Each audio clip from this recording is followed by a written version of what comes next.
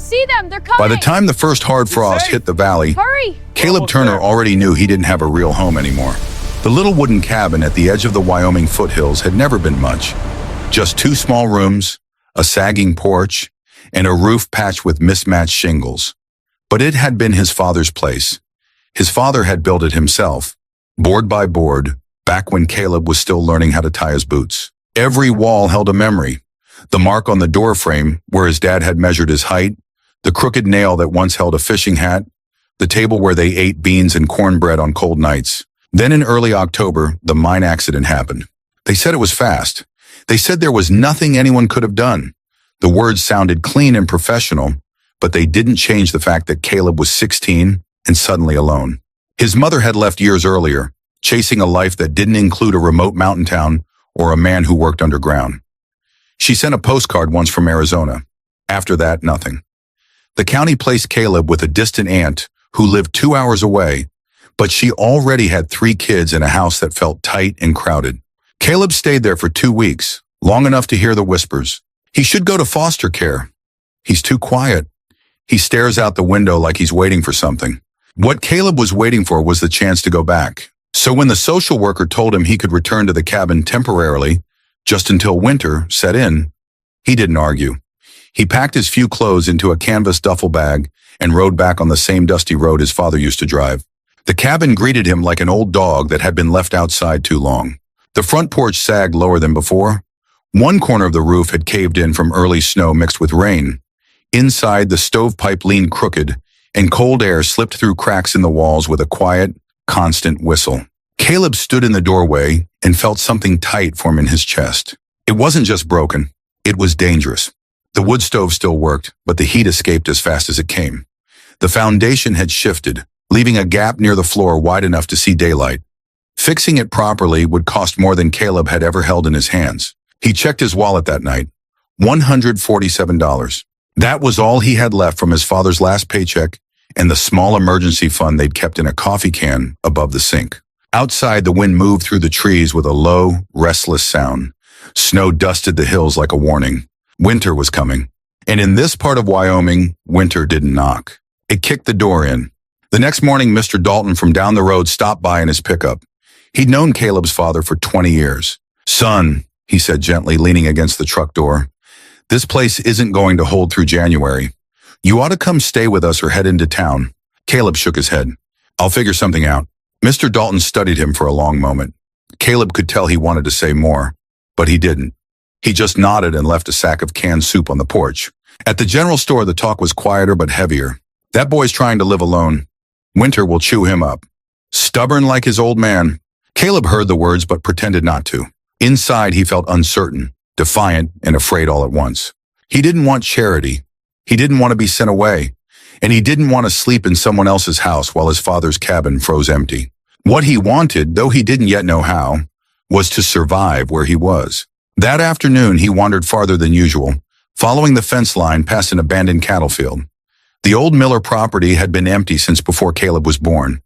The farmhouse had collapsed years ago, but the equipment shed still stood, tall, wide, and gray with age. Curiosity pulled him inside. The shed was quiet and shadowed, its roof intact, its walls thick enough to block the wind. Rusted tools leaned against beams. Dust lay undisturbed on the floor. And in the center of the shed, half buried under tarps and scrap metal, sat something unexpected. An old yellow school bus. Its windows were cracked, the paint faded, but the metal frame was solid. The door still opened with a stiff groan. Inside, the seats had been stripped out, leaving a narrow aisle and a hollow enclosed space. Caleb stepped inside and shut the door behind him. The silence changed. The wind outside was still howling through the hills, but in here, it sounded distant, muted. He rubbed his hands together and breathed out. The air felt different, still cold but not biting. A strange thought crept into his mind. This space is smaller. Smaller means easier to warm. He sat on the bus floor and imagined it with blankets, a small stove, maybe a table. Then he looked around the shed itself. 4 thick walls and a roof wrapped around the bus like a giant shell. A shell around a shell. The idea was rough, incomplete, almost childish. But it didn't leave. That night, back in the cabin, Caleb lay awake listening to the stove pop and the walls creak. He thought about the shed. He thought about the bus. He thought about the way the cold had slowed down when he stepped inside it. Maybe, just maybe, the cabin wasn't the only option. 2 days later, he went back with a broom and a crowbar. It took hours to clear the bus. Broken glass, old insulation, a nest of mice long abandoned. His hands blistered, his shoulders burned. But when he finished, the space inside was clean and empty. Caleb stood there, breathing hard, his heart pounding with something close to hope. People are going to laugh, he muttered to himself. He could already hear it. A kid living in a school bus? That won't last a week. The thought made his stomach twist. But another thought followed. Laughing doesn't mean wrong. By the time the sun dipped behind the hills, he had dragged in a small iron stove he found behind the shed and set it near the bus door. He hadn't lit it yet. He just sat inside the bus and listened to the wind slide around the shed instead of through him. For the first time since his father died, the world felt manageable. Not safe, but possible. That evening, snow began to fall again. Soft at first, then thicker. Caleb stood in the doorway of the shed and looked back toward the broken cabin in the distance. He felt torn between memory and survival. "I'm not leaving you," he whispered, as if the cabin could hear him. "Just borrowing something better for the winter." The cold crept in through his jacket.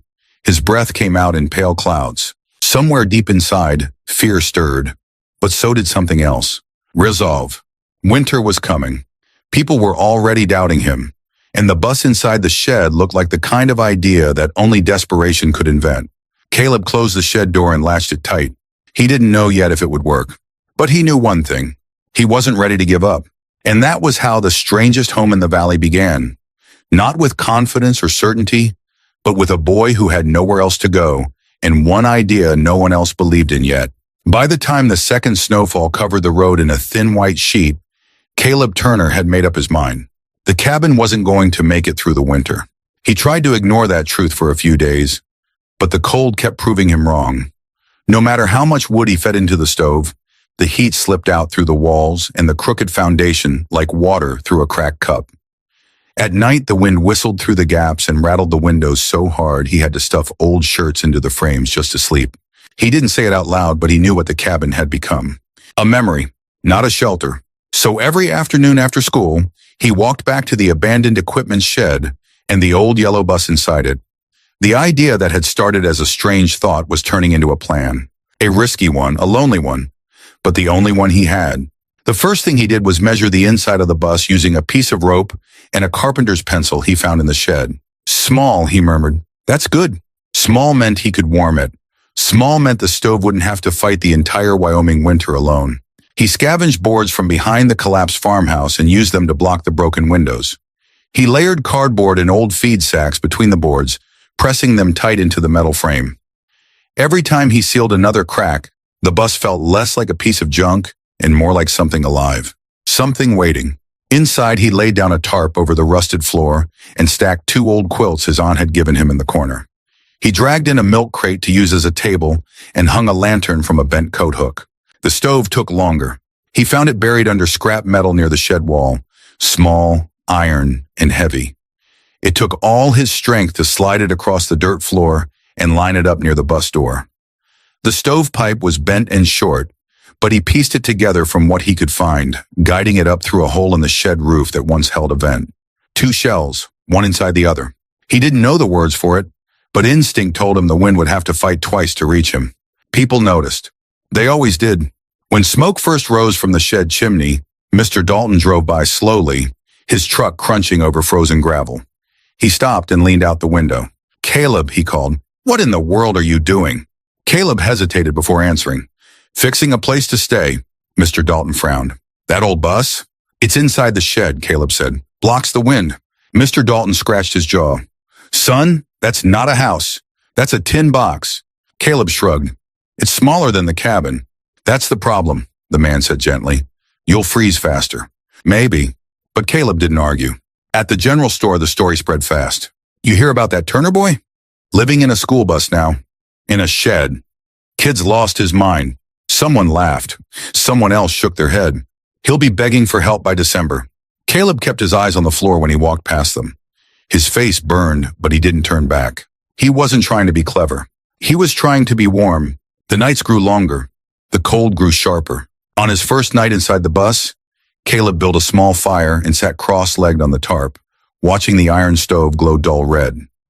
The metal walls radiated heat slowly, and the air inside felt different than the cabin had. Less drafty, more steady. Outside, the wind roared against the shed walls. Inside the bus, it sounded far away. He slept in his coat that night, but he didn't wake up shivering. That alone felt like a victory. Not everyone was kind. A group of boys from town drove by one afternoon and stopped near the shed. "Hey, bus boy," one of them shouted. "Got wheels on your house?" They laughed and threw a snowball at the door. Caleb didn't answer. He sat inside, tightening wire around a loose board, his jaw clenched. His hands shook, not from the cold, but from something closer to humiliation. He wanted to shout back. He wanted to explain.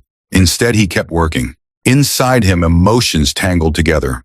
Hurt, stubborn, determined, and quietly afraid. What if they were right? What if this was stupid? What if the cold found a way in? The doubt crept in when the sun went down and the world turned blue with frost. But every time it did, he reminded himself of something his father used to say. Big ideas don't look smart at first. They look wrong. One evening, as he carried in a bundle of firewood, he noticed something strange. The wood stacked between the bus and the shed wall felt warm. Not hot, just dry. The moisture that usually clung to the logs in winter was gone. They burned cleaner, faster, and brighter in the stove. Caleb stared at them, thoughtful. The heat from the bus was drifting into the open space around it, drying the wood. That hadn't been part of the plan, but it felt like a gift. By mid-December, the weather radio began using words that made people uneasy. Arctic front, unusual cold, extended duration. Old men at the store studied the sky and said it reminded them of storms from long ago. Caleb felt the tension too. At night, he lay on his cot inside the bus and listened to the wind press against the shed walls like something alive. The bus creaked and popped as the metal contracted. He imagined the cold as a living thing, searching for cracks. But the air inside stayed steady. He fed the stove twice a day, morning and evening, learning its rhythm. Small fires lasted longer. Hot coals stayed alive beneath the ash. His routine became almost peaceful. Wake up, stoke the fire, melt snow for water, read by lantern light, write in the notebook his father once used for work logs. Sometimes he wrote letters he never sent. "Dad, they think I'm crazy. Dad, I think this might work. Dad, I miss you." A week before Christmas, Mr. Dalton came back. He knocked once and waited. Caleb opened the bus door. Warm air spilled out into the shed. Mr. Dalton blinked. "Well, It's warmer than the cabin," Caleb said quietly. The man stepped inside, rubbing his hands together. "You staying here full time now?" "Yeah." "You got enough wood?" "For now." Mr. Dalton nodded slowly. "You're braver than I was at your age." Caleb didn't feel brave. He felt fragile and hopeful at the same time. The radio crackled with another warning 2 days later. The cold wasn't coming. It was already on its way. Caleb stood in the shed doorway that evening, looking at the dark clouds gathering over the hills. Snow moved sideways in the wind. The bus sat behind him, quiet and still. His strange idea. His last chance. People in town were sealing windows, stacking wood, filling propane tanks. They had houses built for families with thick walls and deep foundations. All he had was a bus inside a shed, and a belief no one else shared. He closed the shed door and latched it. Inside, the stove glowed. The bus walls held the heat. Outside, winter gathered itself. And somewhere deep in his chest, Caleb felt the weight of every doubt people had thrown at him, and the stubborn spark that refused to let him walk away. They thought he was playing survival, but the truth was simpler. He was trying to stay alive, and the real test was coming. The storm didn't arrive all at once. It crept in. At first, it was only the sound. A low, uneasy moan rolling down from the hills after sunset, as if the mountains themselves were breathing out. Caleb heard it while he was stacking firewood between the bus and the shed wall. He stopped and listened, his breath fogging in front of him. Something about the wind felt different.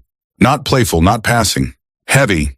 By 9 o'clock, the temperature had dropped fast enough that the metal skin of the bus began to tick and pop as it shrank. Caleb lit the stove and sat on his cot, boots still on, listening to the weather radio crackle. Arctic front, sustained winds, dangerous wind chill. He turned the volume down. The words were familiar, but tonight they sounded closer. Outside, the world blurred into motion. Snow didn't fall straight down anymore. It slid sideways, scratching against the shed like handfuls of sand thrown by an unseen hand. The door rattled in its frame. Somewhere in the darkness, A loose sheet of metal flapped like a wounded bird. Caleb checked the stovepipe twice, then a third time. The draft pulled steady, the smoke rising straight into the night. He ran his hand along the bus wall. Warm. Not hot, not cold. Just right. Still, his stomach twisted. He wasn't scared of the dark. He was scared of being wrong. By midnight, the wind had found its voice. It screamed, not in bursts, but in one long, furious note that wrapped around the shed and tried every crack it could find. The outer walls groaned.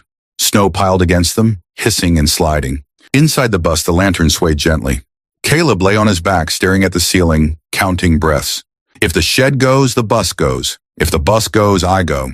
He pulled his coat tighter and listened for changes in sound, the way his father used to listen for bad weather. So far, the bus held. In town, the storm was tearing at bigger things. Later, people would talk about it, about how chimneys backdrafted and filled kitchens with smoke, about how old windows cracked from the sudden cold, about how propane lines froze and stoves coughed and sputtered. But Caleb didn't know any of that yet. All he knew was the wind and the fire. He fed the stove before bed, laying the logs carefully, then slid the iron door shut. The coals glowed like eyes in the dark. Easy, he whispered like the stove could hear him. He drifted into a thin, uneasy sleep. He woke to silence. For a moment, he thought the storm had passed. Then he realized the silence wasn't peace. It was weight. Snow pressed against the shed wall so thick that the wind couldn't slip through anymore. The world felt muffled, like it was wrapped in wool. Caleb sat up. The bus was warm. Warm enough that his breath didn't fog. He checked the stove. A deep bed of coals still glowed beneath the ash. Outside the bus, the shed creaked as snow shifted against it. Caleb swallowed. If the roof collapsed, the weight would fall on the bus, on him. He pushed the bus door open just enough to look out. The shed was dim, lit only by lantern glow. Snow had piled halfway up the walls outside. Drifts pressed against the door seams. The bus sat in the center like a small island. He closed the door again. Better to stay inside. The second night was worse. The wind returned, angry and relentless. The temperature dropped so fast that the radio gave up trying to sound calm.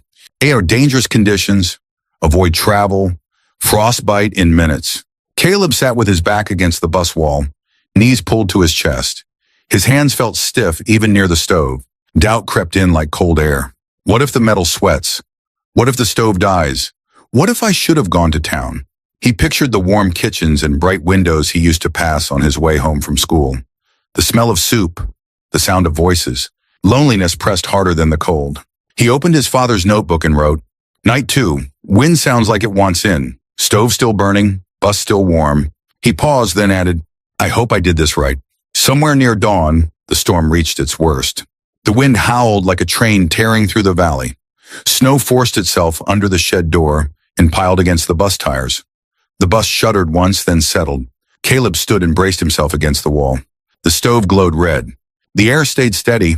The space between the bus and the shed trapped warmth like a blanket, holding it close. He realized something then, not with numbers or science, but with his body. The cold was outside. He was inside. And the difference mattered. On the third day, the world vanished. When Caleb cracked the shed door open, he saw nothing but white. Fence posts were gone. The road was gone. Even the hills had disappeared into the sky. He closed the door quickly and leaned against it, breathing hard. No one was coming. No one even knew if he was okay. For the first time, fear hit him fully. Not the fear of cold, the fear of being forgotten. He sat back inside the bus and stared at the stove. Then he did the only thing he could. He kept the fire alive. Morning, night, morning again. Small log, steady heat. The bus walls absorbed it and gave it back slowly. The space around them stayed warmer than the storm outside, and the wood stacked there dried further, cracking softly as moisture left it. Caleb began to trust the rhythm. The stove, the bus, the shed, 3 layers between him and the wind. In town, people were burning through wood faster than they'd planned. Pipes froze, doors warped. Families crowded into one room and sealed the rest of the house with blankets. But Caleb knew none of that. He only knew that he hadn't woken up shivering. He hadn't smelled smoke. He hadn't heard the stove die. Instead, he found himself doing something strange on the 4th night. He laughed. Just once. A quiet, breathless sound in the bus. Not because it was funny, but because he realized he was still here. Late that night, the wind eased. Not stopped. Just softened. The storm began to loosen its grip. Caleb stood in the doorway of the shed, looking at the frozen world beyond. Snow lay in sculpted waves. The sky cleared into a hard, glittering blue. The cold was still there, but it felt beaten back. Inside the bus, the air was warm enough that he pulled off his coat and sat in a sweater. He touched the metal wall and felt the heat stored there. People had said he was crazy, that a bus wasn't a house, that a shed wasn't shelter. But standing there alive and warm, Caleb felt something new rise up inside him. Not pride, not triumph, something quieter, relief. He didn't know yet what the storm had done to the rest of the valley. He didn't know who had struggled and who had lost things. He only knew what he had done. He had stayed. He had trusted an idea no one else believed in. And somehow it had carried him through the worst cold he had ever known. Outside, the snow stopped falling. The world held its breath. And for the first time since his father died, Caleb felt like he might actually make it through the winter. The storm didn't leave quietly. It backed away like an animal that wasn't finished yet. Slow, watchful, and cold enough to remind everyone it could return. On the morning the wind finally dropped to a low whistle, Caleb pushed open the shed door and squinted into the white world beyond. Snow stood waist-high in places. The fence line had vanished. The road was nothing but a pale ridge cutting through drifts. He stepped out carefully, boots crunching, and felt the cold bite his face like needles. Inside the shed, the bus still held warmth. Inside the bus, the stove still glowed. Caleb exhaled and laughed again, softer this time. He had made it through the first test. But winter wasn't done. By noon, the radio crackled with news. The town had taken a hit. Pipes burst in 3 houses near the river. The grocery store lost power for hours when a line iced over. 2 families had moved into the church basement because their furnaces couldn't keep up.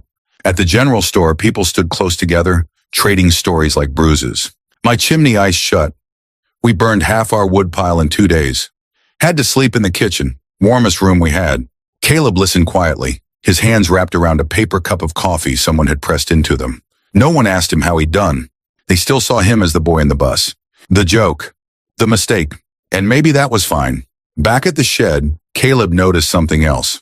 The firewood stacked between the bus and the shed wall was lighter. Not in weight, but in smell. Dry. When he split a log with his father's old hatchet, the inside cracked clean instead of steaming. The heat from the bus had been doing more than warming him. It had been curing his fuel. He stacked the logs neatly and felt a small, quiet satisfaction settle in his chest. Less wood used, more heat kept. The bus had become more than shelter. It was a system. Days passed. The storm became a memory, but the cold stayed. Night after night, the temperature sank into numbers that made people nervous. Caleb learned to listen to the stove the way some people listen to music. He could tell when it needed feeding by the sound of the metal cooling. He learned which pieces of wood burned slow and which burned fast. His routine became steady.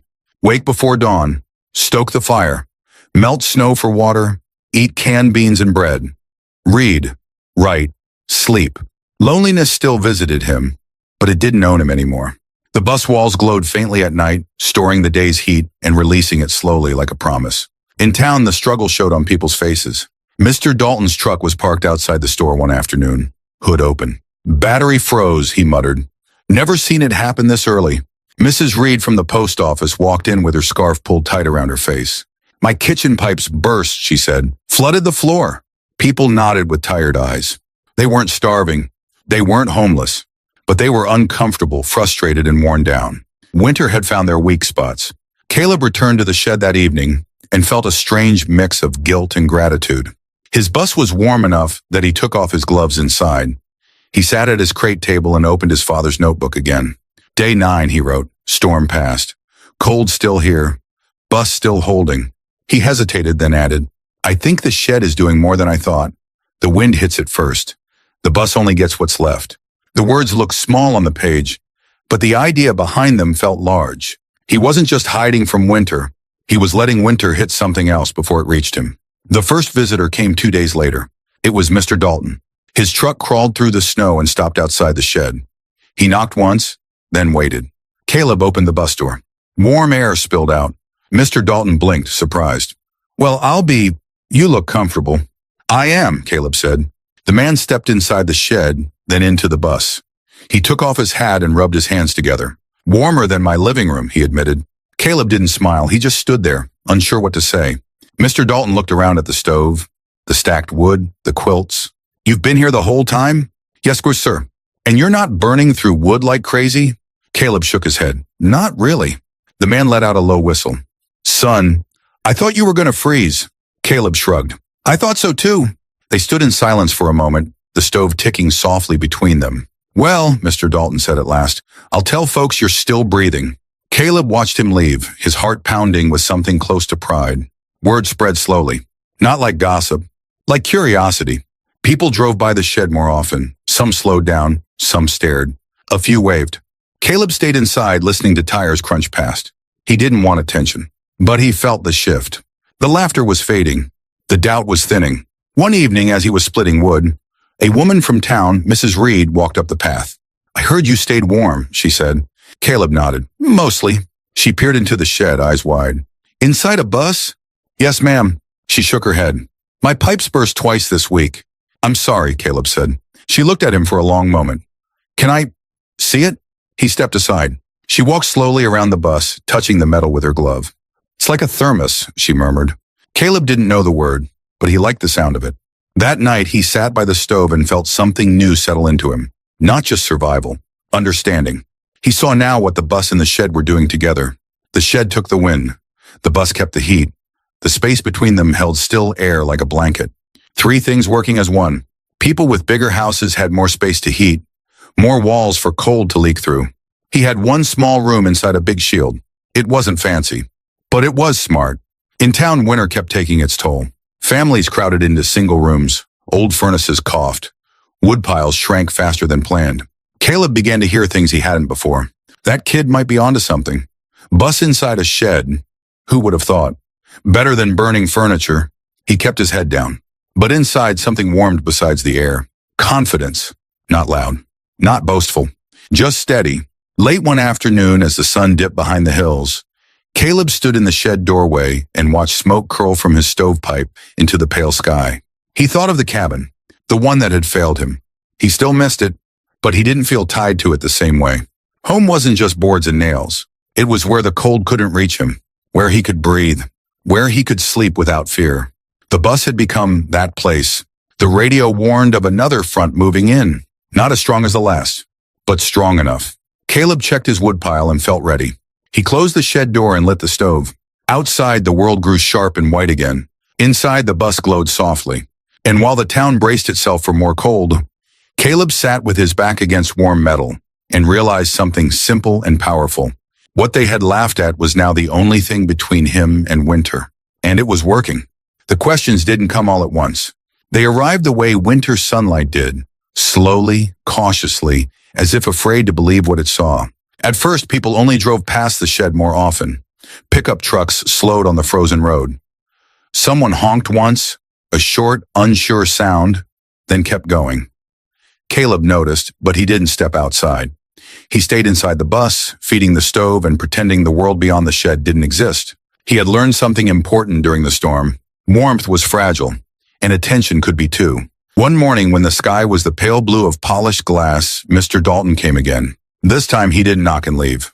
He knocked and waited. Caleb opened the bus door, the warm air rolling out into the shed. Mr. Dalton took off his gloves and blew into his hands. Cold out there, he said. Yes, sir. Mr. Dalton hesitated. Mind if I look around again? Caleb nodded. The man walked slowly around the bus, peering at the stovepipe, the stacked wood, the quilts hung like walls. He crouched and pressed his palm against the metal. Still warm, he murmured. Caleb shifted his weight, unsure whether to feel proud or defensive. You've been burning much wood, Mr. Dalton asked. Not really, as Caleb said. Maybe one small pile every few days. Mr. Dalton whistled low. I went through half my stack last week. They stood there in silence, the stove ticking between them. Finally, Mr. Dalton said, Son, how'd you think of this? Caleb shrugged. I sat in the bus one day. It felt warmer than the cabin, so I left it inside the shed. That's it? That's it. Mr. Dalton smiled faintly. Sometimes simple beats smart. After that, the question spread. Mrs. Reed came back with her husband. Two men from the grain mill stopped by on their lunch break. One of them brought a thermos of coffee and insisted Caleb take some. They didn't laugh. They didn't tease. They looked. They listened. How's the smoke draft? Ever get condensation on the walls? Does the wind get through the shed much? Caleb answered as best he could. He showed them the gaps between the bus and the shed wall.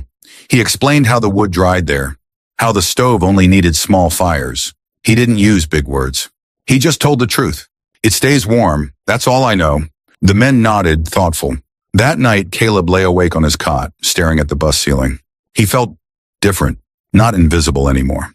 Not just the strange kid with the bus. People were listening now, and that made him uneasy. He thought of his father, who had hated attention and loved quiet solutions, who fixed broken things without making speeches. Caleb pulled his blanket higher and whispered into the dark. "I'm just trying to make it, Dad." The stove crackled softly in reply. The real shift came a week later. A family down the road, Mr. and Mrs. Hanley, lost their furnace. It died in the night, and by morning the house was so cold that frost coated the inside of the windows. They tried to light the backup heater, but the fuel line had frozen solid. They spent the day huddled in their kitchen, burning scrap wood and cardboard. By evening, Mr. Hanley drove to the shed. He parked and sat there for a long time before getting out. When he finally knocked, his knuckles were red. Caleb opened the bus door. Mr. Hanley didn't smile. He looked tired. "I hear you're staying warm," he said. "Yes, sir. Can you show me how?" Caleb hesitated, then stepped aside. Inside the shed, the man walked around the bus slowly, his boots crunching on ice. "So the shed takes the wind," he said. "And the bus keeps the heat," Caleb answered. Mr. Hanley nodded. "And that space between?" "Just air." Mr. Hanley exhaled. "I wish I'd thought of that." Caleb didn't know what to say. He had never heard an adult sound like that. Within days, others started copying pieces of what Caleb had done. Not with buses, with what they had. One man built a small plywood room inside his garage. Another moved an old camper into his barn. A woman turned her storage shed into a tiny heated core and closed off the rest. People still struggled, but fewer pipes burst. Fewer stoves failed. The town learned to shrink its winter spaces. And Caleb's bus became the quiet center of a new idea. One afternoon, as he carried wood into the shed, he heard voices outside. A group of teenagers from school stood near the fence line. The same ones who had thrown snowballs weeks before. They didn't shout this time. They just stood there, uncertain. One of them cleared his throat. "Hey, Caleb." Caleb paused.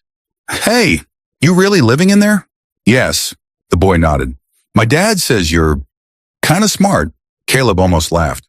Instead, he said, "It's just warm." They stood in awkward silence. Then the boy said, "Guess we were wrong."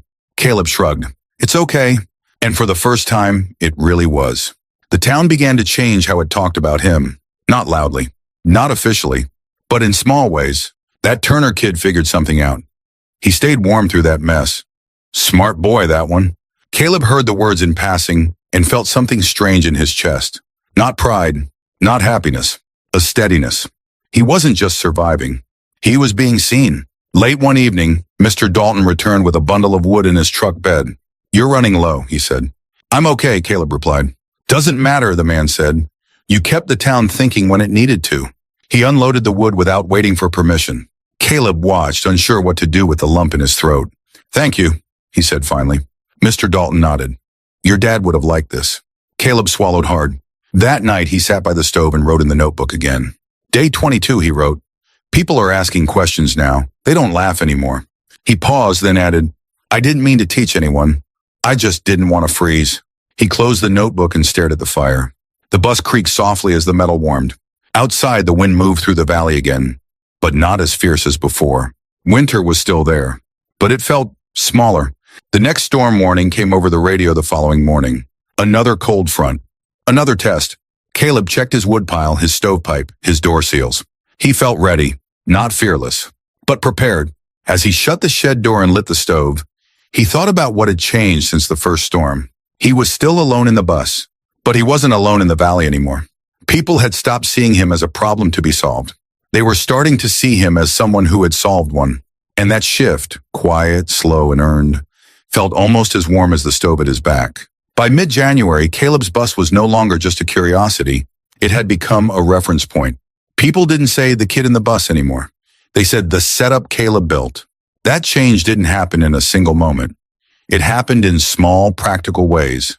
Like when Mr. Hanley brought a notebook and started writing things down. Or when Mrs. Reed asked if the space between the shed and the bus had to be a certain width. "How far apart are your walls?" she asked, peering into the shed. Caleb thought for a second. 6 feet on one side, a little more on the other. She nodded. "So the air just sits there?" "Yeah," he said. "It doesn't move much." She tapped her pencil against the page. That's probably what's doing it. Caleb didn't feel like an inventor. He felt like a messenger for something the cold had taught him. One afternoon, a man Caleb barely knew pulled into the yard with a battered pickup and a roll of graph paper. "I hear you kept warm through that front," the man said. "Mind if I measure your shed?" Caleb blinked. "Measure?" "Just the space," the man said. "I build pole barns for a living." Caleb stepped aside. The man paced slowly, counting steps, sketching lines. "So," he said, crouching near the bus, "the shed blocks the wind, the bus traps the heat, and the air in between keeps things from equalizing too fast." Caleb shrugged. "That's how it feels." The man smiled faintly. Sometimes feeling is physics. Soon there were copies of Caleb's idea scattered across the valley. Not exact copies, adaptations. One family moved a camper into their hay barn and sealed it with plywood walls inside. Another built a small 8x10 room inside their garage and heated only that space. Someone else parked an old delivery van inside a machine shed and lined it with insulation. They all did the same thing in different ways. Make a small warm core, wrap it in a bigger cold shell, let the air between do the work. And winter, for the first time in weeks, started losing ground. Caleb watched this happen from the doorway of his shed, hat pulled low over his ears. It felt strange to see grown men using his idea. Stranger still to hear them argue about it. "You want at least 4 feet of gap." "No, 6 is better. Keep the stove away from the outer wall." Caleb didn't interrupt. He listened. And in listening, he began to understand what he had built more clearly himself. The shed took the wind's punch. The bus took the stove's heat. The air in between slowed the fight. 3 parts. 1 system. The town's mood changed with the weather. Not cheerful, but steadier. The grocery store had fewer complaints about frozen pipes. The hardware store sold out of stovepipe instead of space heaters. People stopped burning furniture and started building smarter fires. Caleb noticed something else too. People didn't look at him with pity anymore. They looked at him with questions. "How long does your fire last? Do the walls sweat? Does it stay warm all night?" And he answered honestly, "About 12 hours if I pack it right. No condensation yet. Sometimes I wake up and it's still warm." Those words carried more weight than he realized. One evening, Mr. Dalton came by with 2 other men. "We want to see it again," he said. Inside the shed, they stood in a loose circle, the stove humming quietly between them. Mr. Dalton cleared his throat. "We've been talking." Caleb shifted his feet. Talking usually meant trouble. "You didn't just keep yourself warm," Mr. Dalton said. "You showed us something we forgot." "What's that?" Caleb asked. "That big houses are hard to heat. Small ones aren't." Caleb nodded slowly. "And," the man continued, "that sometimes shelter doesn't mean new. It means smarter." Caleb felt heat rise in his face, not from the stove. He didn't know how to carry words like that. So he said the only true thing he could. "I just didn't want to freeze." Late that night, Caleb lay awake on his cot, listening to the wind slide along the shed roof. He thought about his father again, about how he had fixed broken things with whatever he had nearby, about how he never waited for permission from weather or money. Caleb whispered into the dark, "You would have liked this." The bus creaked softly as if answering. 2 days later, a man from the county showed up. Not a social worker, a building inspector. He wore a thick coat and carried a clipboard. "I heard you're staying warm," he said. Caleb stiffened. "Is that a problem?" The man shook his head. "Not unless you want it to be." They walked around the shed together. The inspector tapped the bus wall with his knuckles. "Metal holds heat better than people think." Caleb watched him carefully. "Am I allowed to live here?" The man considered that. "You're not breaking any laws I know of," he said, "but you might be teaching some." Caleb didn't know whether to laugh or worry. That afternoon, the radio reported another front moving in. Not as violent as the first, but close. The town prepared differently this time, not with panic, with adjustments. People sealed off extra rooms. They stacked wood inside garages. They copied the principle Caleb had stumbled into. Caleb fed his stove and felt ready again. The cold came, and the town held. Not perfectly, not easily, but better. On the second night of the new storm, Mr. Hanley called from down the road. "Still warm, Sir Juan?" he asked. "Yes, sir." "Me too," the man said. "Thanks." Caleb held the radio in his hands for a long moment after the call ended. No one had ever thanked him for surviving before. Word of the bus in the shed reached beyond the valley. A man from a nearby county drove out to see it. "You built this alone?" he asked. "Yes." "With scrap?" "Yes." The man shook his head slowly. "I got people freezing in barns with heaters that don't work. This makes sense." Caleb felt something twist inside him. a strange mix of pride and responsibility. He didn't want to be a hero, but he didn't want people to freeze either. One afternoon, while shoveling snow near the shed, Caleb noticed something new. The path from the road to his door had been packed down by many boots. Not just his, visitors, neighbors, people who used to pass him by. Now they came to learn. The shed that once hid him from the wind had become a place people walked toward. That realization stayed with him all night. Inside the bus, he opened his father's notebook again. Day 34, he wrote. They are building little rooms inside big ones now. He paused, then added, it feels strange to be useful. He closed the book and stared at the stove. Outside, snow brushed softly against the shed walls. Inside, the bus held steady. And inside Caleb, something had changed too. He no longer felt like a boy waiting to be rescued. He felt like someone who had built something worth keeping. The radio crackled again before dawn. Another update. More cold. More snow. Caleb checked his woodpile and his stovepipe. All clear. As he sat back down, he realized something important. The winter wasn't just testing buildings anymore. It was testing ideas. And one idea, born from a broken cabin and a forgotten bus, was winning. But Caleb also knew this wasn't the end. Winter still had time left. And there was one thing he hadn't faced yet. What would happen when people finally admitted he had been right all along? That was a different kind of storm. And it was coming next. By late February, the valley no longer felt like the same place it had been in November. Not because winter had loosened its grip. It hadn't. The snow was still deep, and the wind still cut across the fields like a blade. But the people had changed how they met it. Instead of fighting the cold with bigger fires and louder heaters, they had learned to shrink their battles. Small rooms inside big buildings, shelter inside shelter, warmth protected by layers. And it had all started with a 16-year-old boy and a rusted yellow school bus. Caleb Turner stood in the doorway of the shed one morning, watching smoke rise from chimneys across the valley. It moved slowly now, not in desperate bursts. He could tell which houses had adapted and which had still struggled just by the way the smoke behaved. The cold was still dangerous, but it was no longer winning. The town council invited Caleb to speak at the community center one evening. He almost didn't go. He sat on his cot inside the bus, boots in his hands, staring at the stove. They just want to hear what you did, Mr. Dalton had said. You don't have to make it fancy. Caleb didn't feel like someone who belonged behind a podium. He felt like someone who split wood and listened to wind. But he went. The room was full. Not packed, but full enough to make his palms sweat. Old men sat in folding chairs. Mothers stood near the back wall with arms crossed. A few teenagers leaned against the doorframe. Caleb stood at the front, his voice low at first. I didn't plan anything, he said. I just didn't want to freeze. A few people smiled. I noticed the bus was warmer than my cabin, so I left it inside the shed. That's it. Someone raised a hand. How far apart are the walls? 6 feet on one side, 4 on the other. Does the metal sweat? Not so far. How much wood you burn? Caleb thought. Less than before. They nodded, took notes, whispered to each other. He wasn't teaching them a trick. He was reminding them of something simple. That winter didn't have to be fought with size. It could be met with design. After the meeting, people stayed to talk. You saved us a lot of wood this year. I wish we'd done it sooner. My boy's building one in the garage. Caleb didn't know how to respond to that. He walked home in silence, the night sharp and clear, the stars bright above the hills. Inside the shed, the bus waited. Still warm, still holding. The final storm of the season came in March. It wasn't the worst, but it was long. 3 days of steady snow and biting cold. In years past, it would have meant panic. This time, it meant preparation. People closed off extra rooms. They moved into their warm cores. They watched their fires and trusted the layers they had built. Caleb sat inside his bus and listened to the radio. No emergency calls, no warnings about mass outages. No talk of families needing shelter. Just weather. Just winter. When the snow stopped, the valley stepped out into the light again.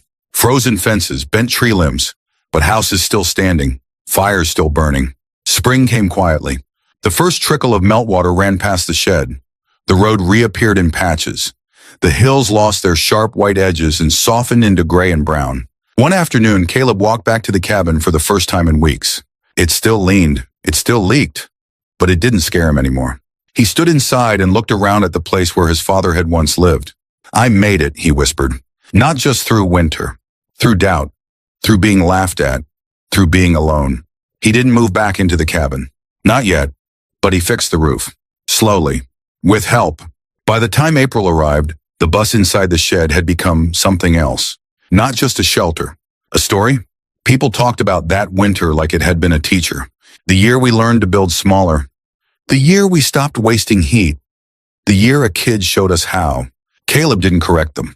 He knew the truth was simpler. He had just refused to give up. One afternoon, a man from a nearby county came to see the bus. "You mind if I take pictures?" he asked. Caleb shook his head. The man snapped photos of the stove, the space between the walls, the way the shed wrapped around the bus. "I've got folks living in barns with space heaters that barely work," he said. This could change things.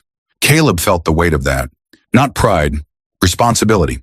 He didn't invent something new. He rediscovered something old. Trap the air, block the wind, heat only what you need. The kind of wisdom that gets forgotten when fuel is cheap and winters feel distant. Until they're not. That night, Caleb sat inside the bus and opened his father's notebook one last time. Day 62, he wrote. The snow is melting. People stayed warm. He paused, then added, "I think this place saved me. And maybe more than just me." He closed the book and rested his hand on the stove. The metal was cool now. Winter had finally loosened its grip. Before he left the bus for good, Caleb did something strange. He kept it. Not as a home, but as a reminder. The shed became a workshop. The bus stayed inside it, just as it had all winter. People still stopped by sometimes. "Show me how it worked. Explain the space again. How'd you keep it so steady?" Caleb would shrug and say, "The cold hits the shed first. The heat stays inside the bus. The air in between does the rest." Simple words. Big lesson. Years later, people would forget the exact temperature of that winter. They would forget the storm dates and the snowfall totals. But they would remember the idea that sometimes the smartest shelter isn't a new house. It's a small one inside a big one. And they would remember the boy who didn't have anywhere else to go and built something that helped others stay. So here's the question for you. If you were facing the cold with almost nothing, would you trust an idea no one else believed in? Would you stay and build or leave and hope? And what about where you live? What's the coldest winter you've ever experienced? Would something like Caleb's shelter work where you are? Drop your answer in the comments. I want to hear your story. And if this story moved you, if it made you think about survival, about creativity, or about how one person can change the way others live, then do me a favor. Subscribe to the channel, because every week we bring you a story like this. A story about ordinary people in impossible weather, finding simple ways to survive, and sometimes changing everything in the process. Winter always comes. The question is, will you be ready?